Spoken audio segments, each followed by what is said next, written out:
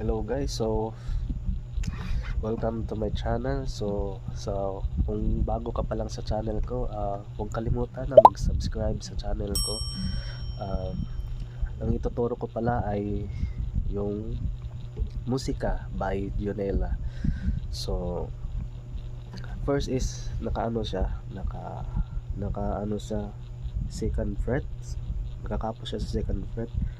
So hindi para sa akin, hindi ito sa pag-competition. So passion talaga sa pagtugtog.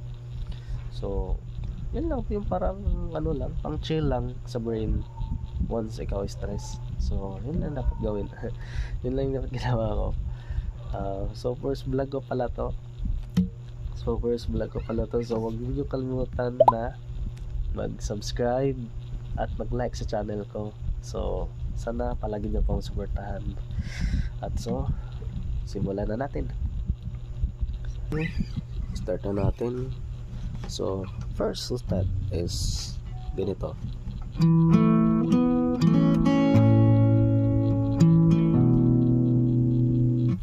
Okay. So simulan natin. Then i-pull natin yung fourth string, then third string, then sabay tap natin yung second fret sa bandang third string.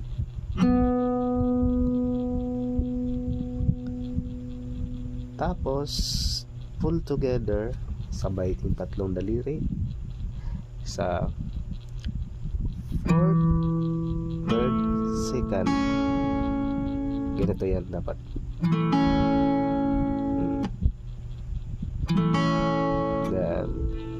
Then sa second string ulit.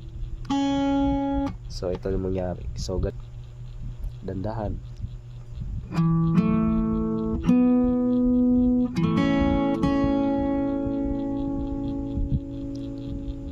Sunod is stop natin yung G na bass. So ganun.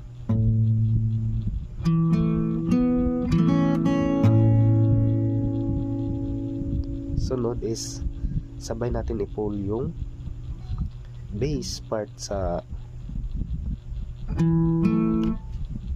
fourth string, then third string. Then sabay natin yung bass ng fifth string. So ganito mangyari. Diba ganito? Tapos okay, so buuhin natin. Ito mangyari yan.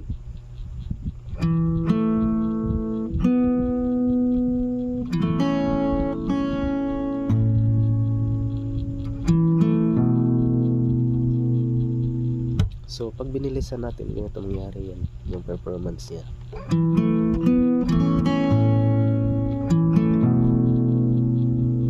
Okay, sunod is handa natin yung chords ng C. Ganito yan mangyari. Ulit. So dandahan natin.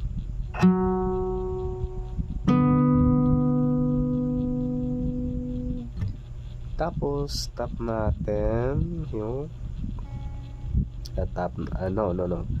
so pull natin yung second string pag after nito. Tapos sabay natin to second string. Tapos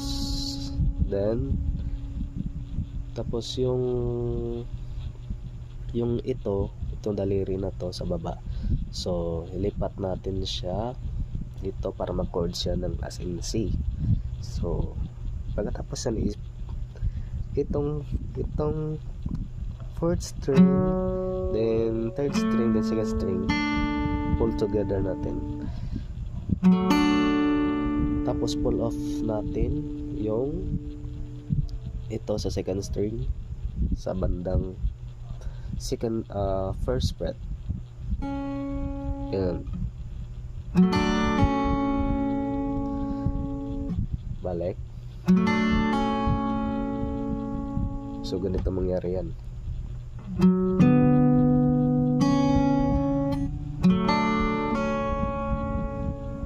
So ulit.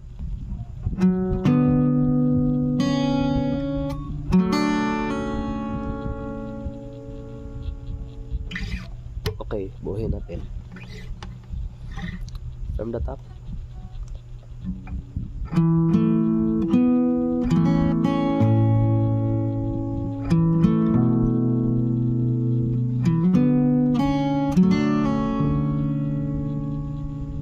Kap natin yung last, yung bass ng C. So ganito.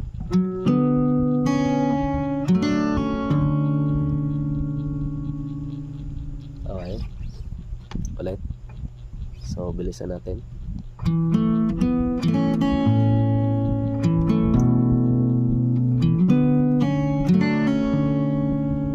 Okay. So sunod is tap natin yung tap tayo ng chords. So ito na A minor, E minor. So tap natin yung A minor, then sa second fret ng fourth string. Tapos yung third string sabay bass ng E. Ito yun, tam. So ganito. Tapos sabay natin to. Ulit tayo natin. Tapos gamitin natin to para i-pull natin yung second string. So ganito yan.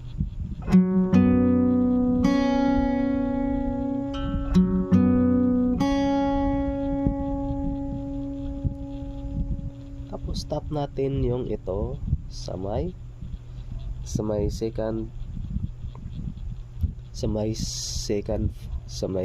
string sa first fret. Tapos sabay natin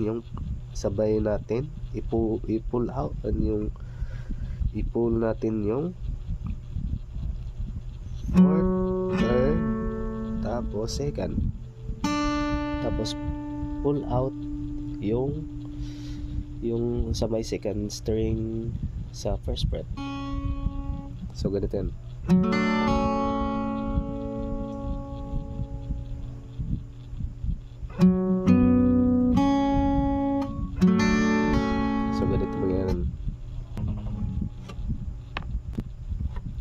So sabay natin yung thumb sa may second fret sa 6th string. So ganito yan. So ganito mangyayari yan.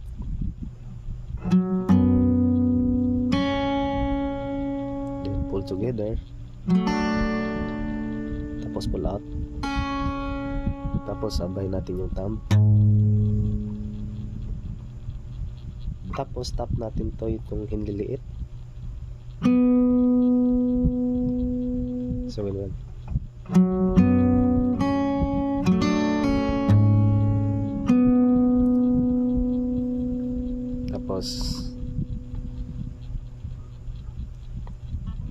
Tapos third string ulit. Tapos tanggalin natin yung hinliliit. Tapos chords natin sa C. Tapos sabay natin tong fifth string, fourth string, then third string. So ganito mangyari.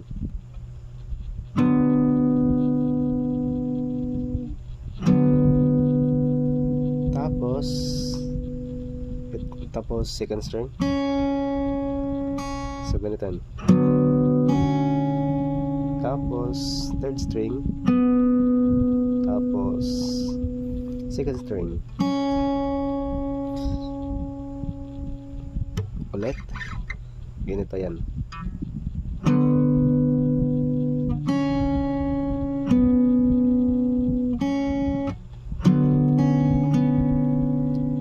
Sorry, pull together pala. So i-pull together pala natin. Tap natin sa C, tapos sabayin natin yung 5th string, 4th string, then 3rd string, tapos second, tapos third ulit, tapos pull together 4th string, 3rd string, then 2nd string. So ganito yan.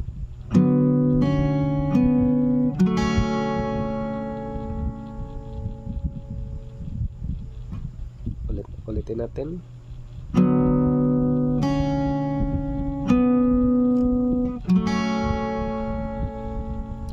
Okay.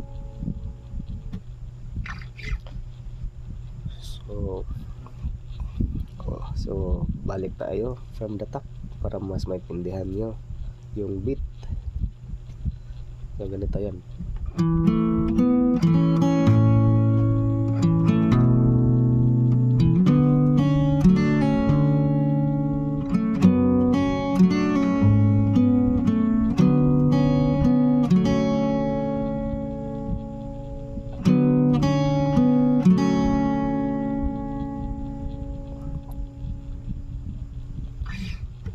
Next is tap natin sa G.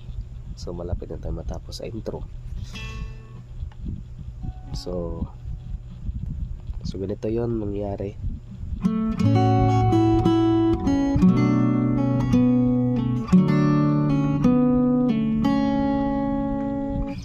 So ulitin natin ganito yung mangyayari sa sunod.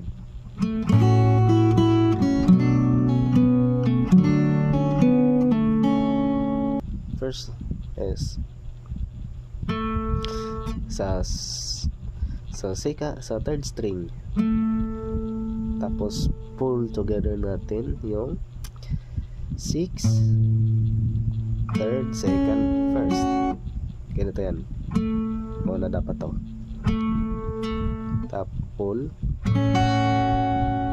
tapos 2nd string,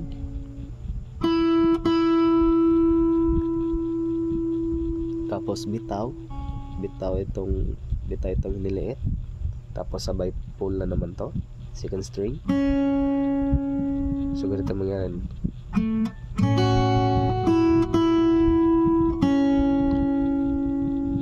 Okay, ulit natin.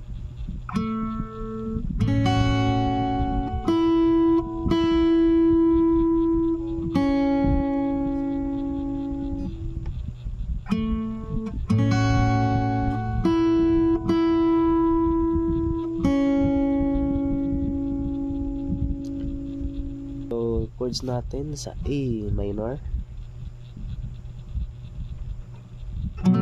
tapos pull together pa rin natin ganito, sabay itong thumb,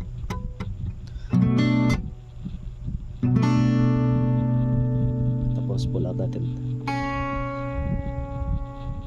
out natin yung second sa bandang 2nd string.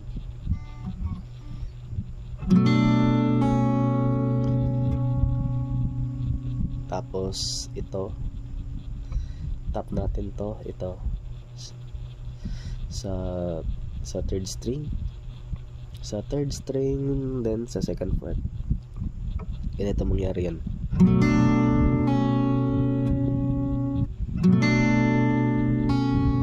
Tap natin ulit, so ulit.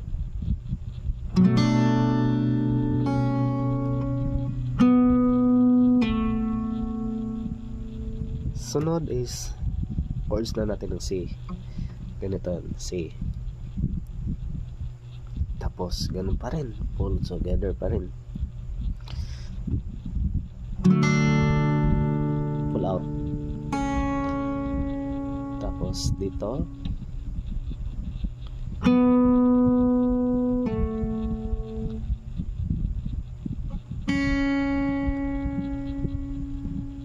ulit C, pull out natin,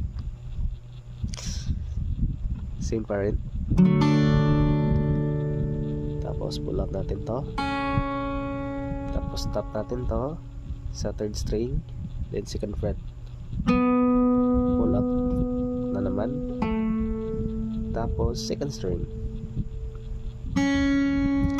ulit.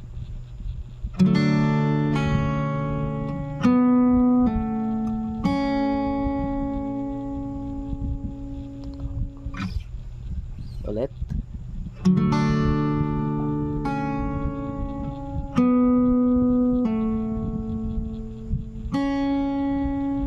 Okay, balik natin sa G. Buhay natin.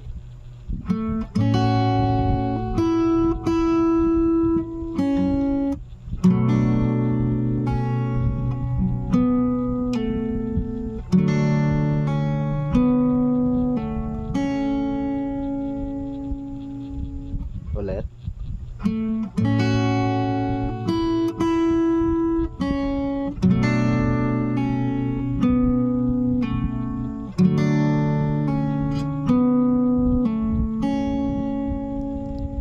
Bilisan natin.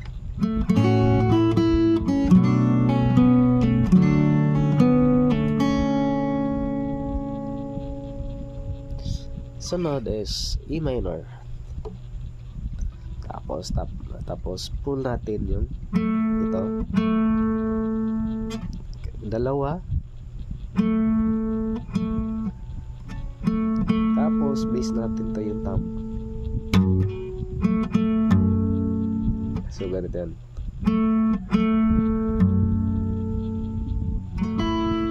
Tapos tap natin yung hiniliit sa may second string, then sa third fret.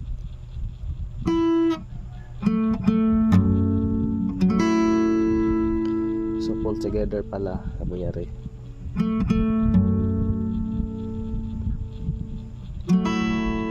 Ganito yan.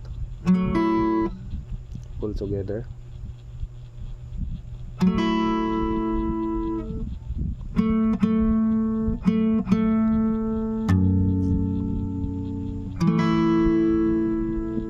Tapos ulit na naman dito sa third string. Tapos sabay C. Ganito yung style niya. Sorry.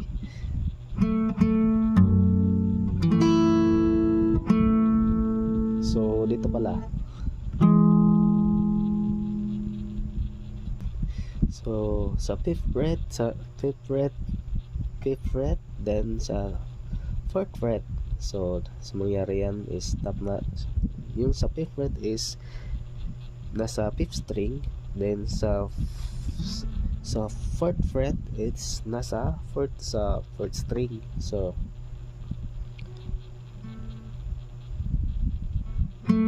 ganito yan.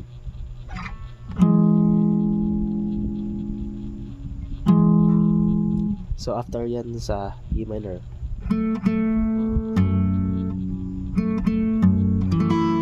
So ganito yan. Tapos ganito.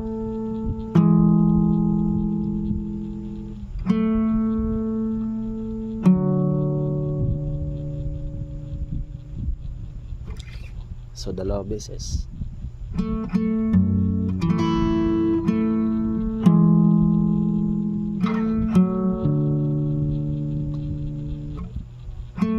So ulitin natin. Third string.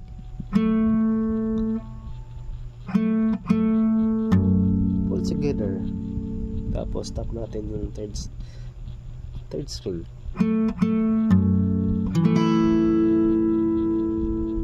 Tapos third string. Tapos dito ulit na naman third string. Tapos C bass chord. So Tapos ulit natin yung ending. Pull together. Sabay pull, sabay tap ng thirds sa third fret sa may second string. Tapos bitaw. Then ito na ending. Dalawang miss stop.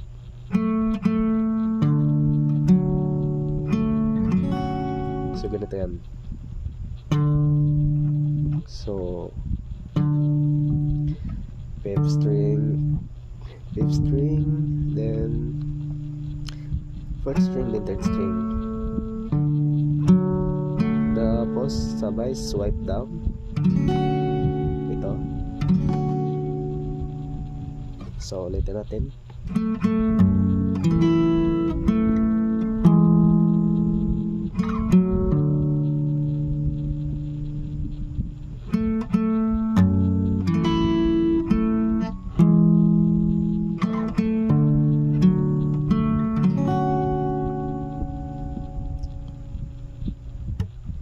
So, ito na mangyari yan kapag nabuo na.